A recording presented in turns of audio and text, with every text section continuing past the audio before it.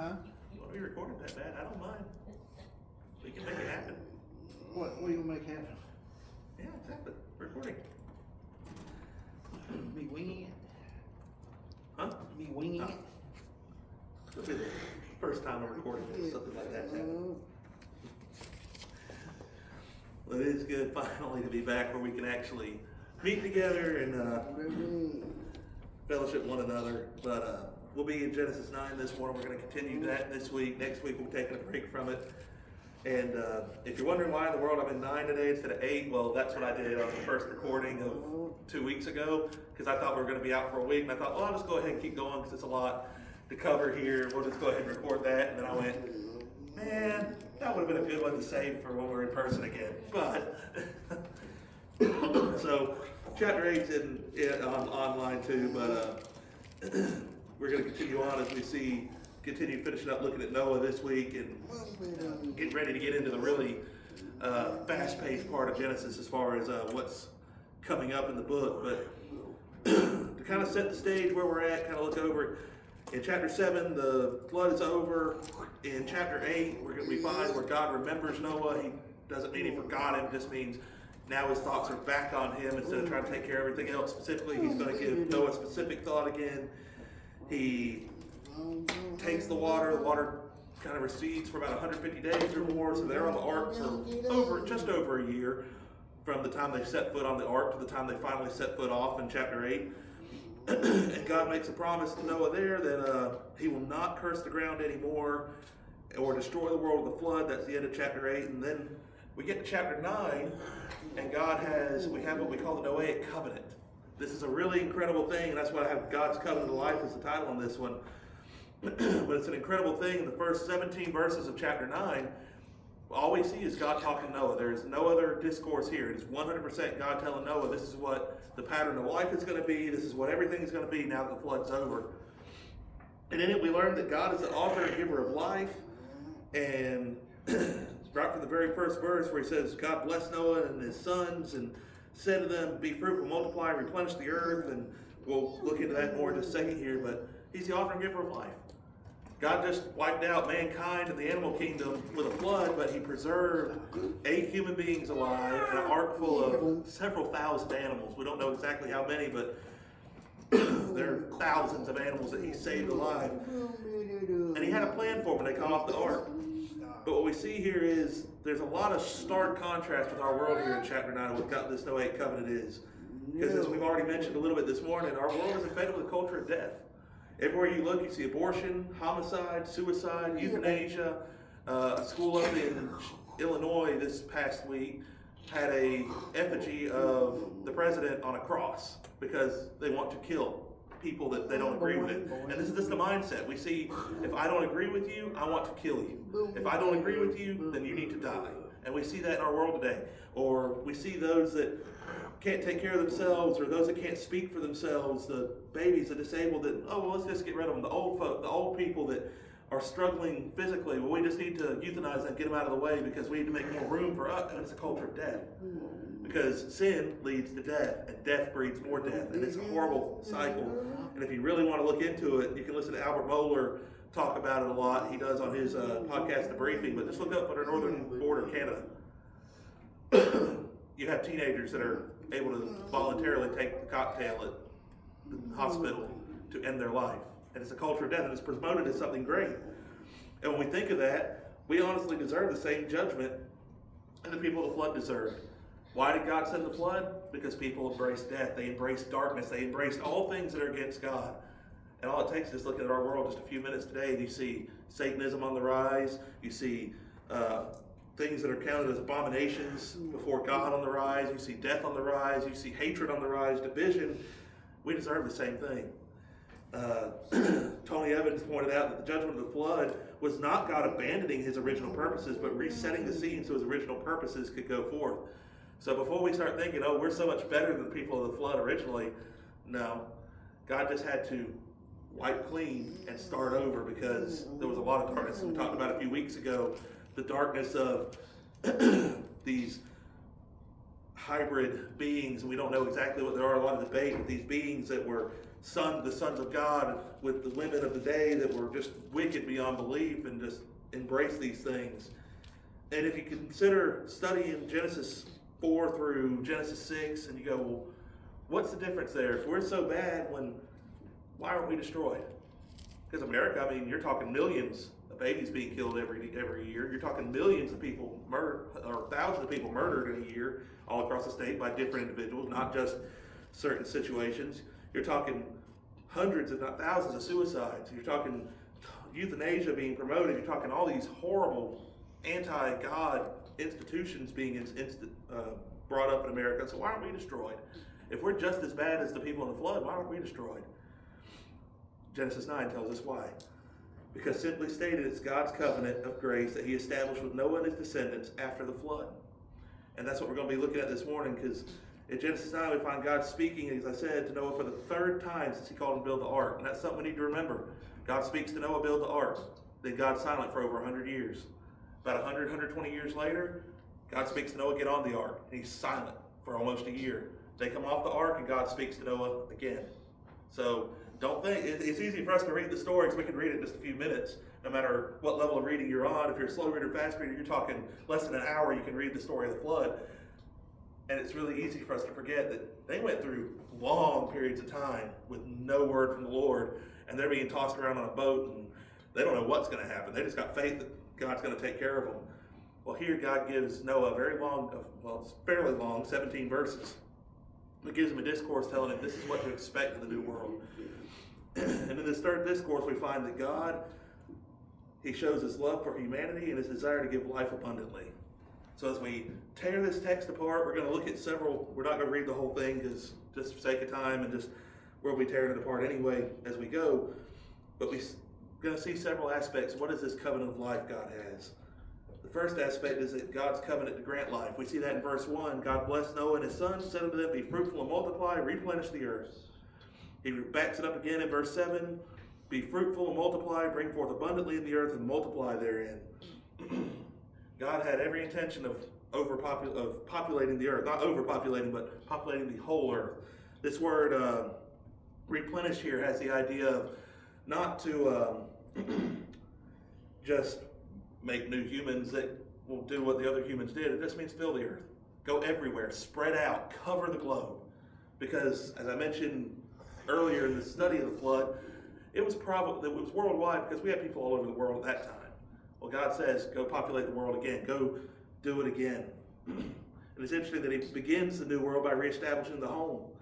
He doesn't start by saying, here's my church. He doesn't start by saying, here's the government. He doesn't start by anything. We'll get to that, but he starts by saying, start your home up. Get your home right. Get your family right.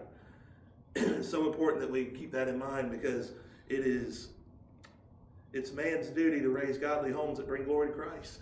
And I know most in this room are already past that point, but that's what God intends, is for people to produce families, and it's just like we could bring a spiritual aspect into this, and we'll get to that and mention that as well here, with that we need to reproduce God's image. Humans are created the image of God, and we need to reproduce that image within the earth. And you say, well, what about all the people that are born that are in God's image but they're wicked? Well, yeah, that's true. But that's why we do this other part. We share the gospel to reproduce God's image. We do that so that when we see fallen man, we help them to be completed. We help them to retain that image of God. And we don't see witnessing here necessarily, but it's the same principle. When Jesus ascended, he didn't tell the disciples, go sit back and relax with your people and do whatever. He said, go make disciples, go replenish, go fill the earth with disciples, go bring this life to the world. And that's what our job is. So where Noah has go out and repopulate the earth here, our application of that would be go out and make disciples. Go find people, tell them the gospel, go witness to them, go share the gospel with them, go give life to them. Because the only combat we have in the culture of death is life. The gospel is the only answer. You watch the riots going on up north, you watch the hatred in Congress or Richmond or wherever the government place is, or you just watch people on the side of the road just fighting with each other, or see signs just wanting to fight with each other because we disagree about things. The only answer to that is not we give them their way or they give us our way. the answer is not, this is not a good answer, it's not shed blood. And I shared in the message I uploaded last week, that's a hard thing for me to say because my flesh wants to say fight back. But that's not the right answer. The right answer is the gospel. Not everybody's going to listen to it. I mean, we've seen last year several Christians lose their lives because they were sharing the gospel with people that disagreed with them. Just, I think it was, I didn't get a chance to read the article, but I think it was just yesterday or the day before, a Syrian pastor and several of his congregants were executed in Syria because of the stand for the gospel. People aren't going to like it, but we have to take that message to them. And in taking that message, that's the covenant to grant life, but then God says he makes a covenant to guard life. And we wonder, where is that in this text? Well, as we look at verses 2 through 6, it says, "And the fear of you, the dread of you shall be upon every beast of the earth, upon every fowl of the air, upon all that move upon the earth, upon all the fishes of the sea, into your hand are they delivered." And this kind of, it doesn't fit in with the rest of it exactly, but it does make sense here in a second, Lord willing. Then in verse 3, "Every moving thing that liveth shall be meat for you, even as the green herb have I given you all things." So there's, if you ever wondered, is it more Christian? Because there are some that say you have to be vegetarian or vegan to be a Christian. God just said right there, you can have a T-bone steak, it's okay. Medium rare, your choice, steak sauce, if you're into that, you can have it. That's where it's established right here, you can eat meat. But he says in verse 4, "The flesh of the life thereof, which is the blood thereof, shall ye not eat. Surely your blood of your lives will I require, at the hand of every beast will I require it, at the hand of every man, at the hand of every man's brother will I require the life of man. Whoso sheddeth man's blood, by man shall his blood be shed, for in the image of God made he man." And here we see God's covenant to guard life. Now it is very important that God first establishes, he distinguishes between the animal kingdom and man. There is nothing wrong with hunting. There is nothing wrong with raising animals to eat. God makes that clear right here. "The fear of you will be on all animals. Every moving thing that liveth will be meat for you." So if you're one of those that's into, I was reading something yesterday about, or saw something about some of the old timers watching this old cowboy cook, said, yeah, they'd eat skunk or possum or squirrel or whatever. And I went, I might try 2 of those things, but one of those, no, I don't know about eating skunk. But God made it clear there's a difference. You can take the life of an animal, that's fine. I mean, obviously don't be cruel, but you can take the life of an animal to feed yourself, to do what you need to do, to use the resources. But if you notice, he makes a very clear distinction. There is no blood to be shed if you slay an animal. There is blood to be shed if you slay a human. And the New Testament also backs it up. There's nothing wrong with eating meat, but then it brings up this, don't eat the blood. So what's the significance of that? Well, in 1 Timothy 4, 1 through 3, we find that false teachers sometimes, and he lists several things that they do. They teach vegetarianism, veganism, among other false requirements. They'll say that you have to do these certain things and eat this certain diet to be Christian. That's not true. Then you get over to Acts 15. This is where the blood comes in. No, this is a passage known as the Jerusalem Council. So talking about Gentiles being in the church. And the apostles in Acts 15 verses 19 through 20 said that all that we require of the Gentiles to be in the church, just don't commit adultery, don't go to idols, and don't eat blood. Now, what is that significance of not eating the blood? Well, Dr. Morris points out that the blood of animals representing their life was sacred and not to be eaten since it was accepted as sacrifice and substitution for the life of man. You couldn't eat the sacrifices.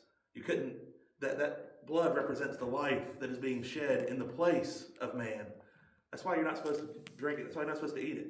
Now, that being said, and this is just a side note that I felt like I need to mention, if you eat rare steak, mid-rare steak like I do, that's not blood. Emily can explain that. She's done all the science stuff. So don't worry, you can still eat your red steak. But it's the eating the blood of that animal, drinking the blood. And that's a very common practice in some false religions, to drink the blood of the animal, to drink the blood of your enemy or whatever. That's a very common thing in pagan societies. But that blood represents the life. And we're not to treat the life of anything like it's meaningless. Life is important. God is the author of life, and God is the giver of life, and all life needs to be respected. But then it goes on to say, well, then he says here that, well, if you shed man's blood, but your blood will be shed. So that sounds kind of contradictory if you think about it. You know, well, you're not supposed to kill, but if you kill, then you kill. And where's the balance here? Well, it's because God set up the death penalty for the punishment of murder, of all murder. there's a lot of debate in this country, and if you disagree with it, I'm not going to debate that right now, but it is very clear that government was set up to punish the wicked. That's what I talked about last week in the message I uploaded. This is the verse where God establishes government for the purpose of maintaining law and order. So if you want to know why is our government there, why can't we just all just do what we want to do and have no governmental things? Because if we don't, we end up right back at the flood. Because without law and order, there's no restraint. There is no deterrent for doing anything wrong. You know, sometimes there's people that would do some pretty wicked things, or even some things that aren't really great, you know, thieving or things like that, that when they think, well, if I get caught, I might go to jail. I don't really want to go to jail. There's a deterrent. That's law and order working its way out. And it's not a perfect one, obviously. We see crime every day. But government's job is to maintain law and order. And that's what he establishes here, where he says, who shall sheds man blood, by man shall his blood be shed. For man's in the image of God. It's the government's responsibility, not us to take it on ourselves. We're not supposed to vigilante ourselves into justice. It is the government's job. And what we see here is Dr. Morris again points out that it's clear that the authority for capital punishment implies also the authority to establish laws governing those human activities and personal relationships, which, if unregulated, could soon lead to murders, such as robbery, adultery, or stealing. These are things that's why we have these laws. That's what government's job is. And God's saying here, I'm going to give you human government so that you can try to deter some of this, because you've got to have something to pull back. And not everybody has the Holy Spirit in them. I was talking to my friends the other day, and we were talking about, well, what in the world do we see these wicked people doing these horrible things, and this is just irritating us? I said, it's just sinners being sinners. I said, really, that's what it is? I said, it's hard. I want to fight back too, and I get mad at it. But when we see someone who's not in the church, not a member of the church, or even if it's in the church, when we see someone doing something sinful or something terrible, it shouldn't surprise us in the sense of, how could they think that way? It's just sinners being sinners. And if you follow sin's path all the way to the logical end, it leads to some pretty horrific places. It leads to Auschwitz. It leads to the murders of Mao over in China. It leads to the murders of Joseph Stalin. It leads to Islam that is murdering thousands of people every year. This is what sin leads to. So it shouldn't surprise us, but we need to be praying that God would restrain these things. And we say, well, is there a New Testament scripture that backs up this role of government? Well, Romans 13:3-4 says, for rulers are not a terror to good works, but to the evil. Wilt thou then not be afraid of the power? Do that which is good, and thou shalt have praise of the same, for he is the minister of God to thee for good. But if thou do that which is evil, be afraid, for he bears not the sword in vain, for he is the minister of God, a revenger, to execute wrath upon him that doth evil. And we might look at that and say, well, that's easy for you to say, Paul. That's easy for you to say.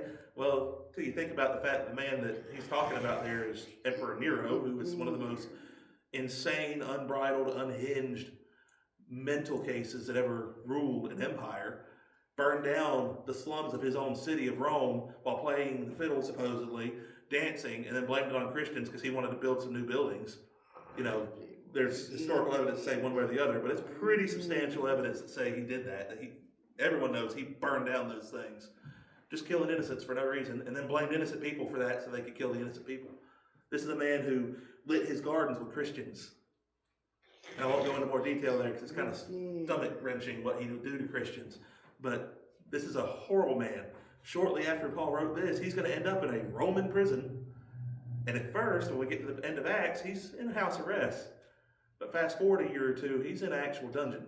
He's in a prison cell that's not pleasant. When he writes 2 Timothy and he says, bring my coats, it's cold. And he knows he's about to lose his life. This is who he's saying, this guy is meant for good. God put him here, so you need to understand he's here for good. And that doesn't mean they're all going to be good, because obviously, I challenge anyone to find 5 politicians in the history of America that you could say weren't corrupt in some way, shape, or form. Because almost all of them had some kind of bent towards some horrible thing. There's some good ones, but let's be honest, the lesser of two evils comments we've been making for the last 20 years, I hate to admit that that's right. But this is what they're here. What they're here for is to defend life. So when we see them going against life, we need to be praying, God, stop them. God, restrain them. We need to do everything we can do to stop it without using the proper channels. Because as John Phillips said, the sacredness of human life is based on the fact that man was made by God in his own image, and for that reason the murderer must be executed by society. It's not wrong for the murderers to be executed. It's not wrong. It's right here in the Old Testament, and it's throughout the Bible. You're going to see examples of it. But that's God guarding life. And it's our duty as Christians to defend life at every stage from the womb to the grave. I mentioned this earlier today. I mentioned it again now. That's our job. We need to defend life. We need to do everything we can to stop what is out there. Many times it's going to be just voting and praying. God, stop this. Don't let this come. Talking people out of it that are struggling with it. That's why you'll see people getting arrested sometimes at Planned Parenthood centers. I know people that go and, I don't know anyone's been arrested personally, as far as I know, but I do know people that go and will stand out in front of them and try to talk to the women that are going in there to the abortion clinics, stopping them. They'll get some success, but it's not easy. I mean, a woman in England got arrested for praying silently outside of a clinic. So this is the kind of fight we're in, but we have to defend life. And not just from the womb, but to the grave. We need to defend our older generation. We need to defend those that can't defend themselves. We need to defend those that can't speak up for themselves. And this is part of God's covenant with life. But then he doesn't end with something so dark. See, that's kind of a dark place. That's kind of a depressing place to be, that there's so much death in the world. We need to fight it. But he ends by saying, taking the last 10 verses of this section, and he tells us about his covenant to grace life. And this is where it gets really interesting, because you talk about the rainbow that's established here, but not the 6-color rainbow we see on flags over Starbucks and Targets and different stores or different people's cars or anything. This is the 7-color rainbow that God established that they are taking and using for their own benefits. We see from verse 7, or verse 8, I got the wrong verse written down there. In verse 8, he speaks to Noah and his son, saying, Behold, I establish my covenant with you, with your seed after you, with every living creature that is with you, of the fowl, of the cattle, of every beast on the earth with you, from all that go out of the ark to every beast on the earth. I will establish my covenant with you. Neither shall all flesh be cut off any more by the waters of a flood. Neither shall there be any more flood to destroy the earth. I am reading that backwards. And God said, this is the token of the covenant which I make between me and you and every living creature that is with you for perpetual generations. I do set my bow in the clouds, and it shall be for a token of a covenant between me and the earth. It shall come to pass when I bring a cloud over the earth, that the bow shall be seen in the cloud. I will remember my covenant which is between me and you and every living creature of all flesh, and the waters shall be no more, or shall no more become a flood to destroy all flesh. And the bow shall be in the cloud, and I will look upon it, that I may remember the everlasting covenant between God and every living creature of all flesh that is upon the earth. And God said to Noah, this is the token of my covenant, which I have established between me and all flesh on the earth. There's the rainbow right there. You ever wonder why we see them when it rains and all that? That's why. And every time we see it, we shouldn't think what's going on with what the world says it represents. It doesn't mean love in the sense of free range, whatever you want to do. It means grace. It means the only reason we are not wiped out right now is what that rainbow represents. And that's an incredible thing when we think about it, because we see that God showed grace to Noah and his family by saving them in the ark. So this is what God's saying: I showed you grace. I preserved you. So I've given you now this covenant of life. I've given you this. I've preserved you on the ark. And what a great thing that is. What a great picture of grace, that judgment's coming on sin, but I'm going to make a way you don't have to suffer that consequence. All you have to do is trust in me. Get on this ark and take my word for it. Take me at my word, and I'm going to get you through this flood. It's a great thing. And that's where God says that this rainbow is a clear token of God's grace toward man. And I know in our world today, we tend to, whenever we see a rainbow, we think one thing and one thing only. And unfortunately, that is the devil trying to mock it. In fact, it's interesting that when you see that flag or that symbol being used, 6 colors. 6 is the number of man, the number of sin. When you look at a rainbow in the sky, there's 7. The true rainbow is 7 colors. They drop, I believe it's the indigo color off of it. And there's some reasoning behind that, because all the colors symbolize something for them, just like they symbolize something for us, if I remember right. But it's an incredible thing. And all of us, love to see the rainbow in the sky. I mean, just a few game nights ago, a few months ago, before it got cold, I remember there was a double one that showed up just right over here, and if you got in the right position, it went right over the steeple. And I know Emily and I think a couple others went out there and taking pictures of it. Sean, yeah. Or you'll be driving down the road and it'll just be misting, and then you'll just look up and there it is. Or at the camp where we took the kids this past summer. It's incredible up there because you can really get some good views of them. Doubles, and if you're lucky, even a triple once in a while. You don't see the triple very good, but you'll see some doubles, and it's an incredible thing. But it's interesting that this is a bow, and that doesn't mean what God's got intention of is just like an archery bow is what he's thinking here. That's kind of the thing, because when you think of a bow and arrow, like I've got sitting in my house over there, it's a weapon to take life. It's a weapon to harm, to execute. But it's interesting that John Phillips points out the rainbow's arch is bent like a bow toward heaven. But it's a bow without an arrow, because the arrow has already been spent. So God is turning that bow back toward himself. There's no more judgment in that bow. And whenever we see that, we know the judgment's coming for sin, yes. But we don't have to worry about a worldwide flood anymore. God's given us grace, and that's what we should think about. In fact, everybody always said, I remember growing up, the gold in the pot at the end of the rainbow. The leprechaun has the gold at the end of the rainbow. Well, obviously leprechauns don't exist, and there's no actual gold. If you were to chase a rainbow all the way in, all you're going to find is where it loops back on itself. But what is that gold at the end of the rainbow? If you wanted to say, oh, there's gold, it's the grace of God. Because every time you see that rainbow, it should make us think, God's grace. God has been graceful to me to give me life, to make a way of salvation, and he's not going to destroy us. He's maintaining this world right now because of grace, and that's an incredible thing. God shows us grace by giving us the blessings of salvation with the blood of Jesus, and that's what the rainbow represents. And that's what God is establishing here in this Noahic covenant. As we'll see in the next message where we look at Genesis, we'll look at the rest of chapter 9 and go through 10 and 11, kind of really overview there. And we're going to see where we're going to see two lines spread off again. Just like we saw in Genesis 4 and 5, the line of Cain, the line of Seth. One wicked, one righteous. We're going to see the line of Canaan and the line of Shem. Very strongly emphasized. One wicked, one righteous. And we're going to see, starting in Genesis chapter 9, the rest of chapter 9, all the way through the rest of Genesis, we start seeing God pinpointing how Christ is going to come. But he gives that rainbow as a covenant for the grace that he's showing us before he ever says Christ is coming through this family. And that's an incredible thing. We see the rainbow when you think of Christ and the salvation he offers to us. So as we think of this, and this is kind of a little different take on the way we've looked at Genesis before in a way, but as always, I like to ask the question of what can we learn, what do we need to remember from this, what do we need to do with this? Well, obviously, if God's covenant of life is what we see here in this text, we need to defend life, but we need to be honoring life. We are creating God's image. We need to remember that. No matter how wicked somebody else is, they're still creating God's image. We still need to pray that God will redeem them. So what we do with this is we must replenish God's image in the earth by spreading the gospel to all people. As I said, it's also the aspect of raising families, but most of us in this room are past that stage in life. That's not now the children's job and everything else, or in my family's case, the grandchildren's job, because my family's finally reached that stage almost.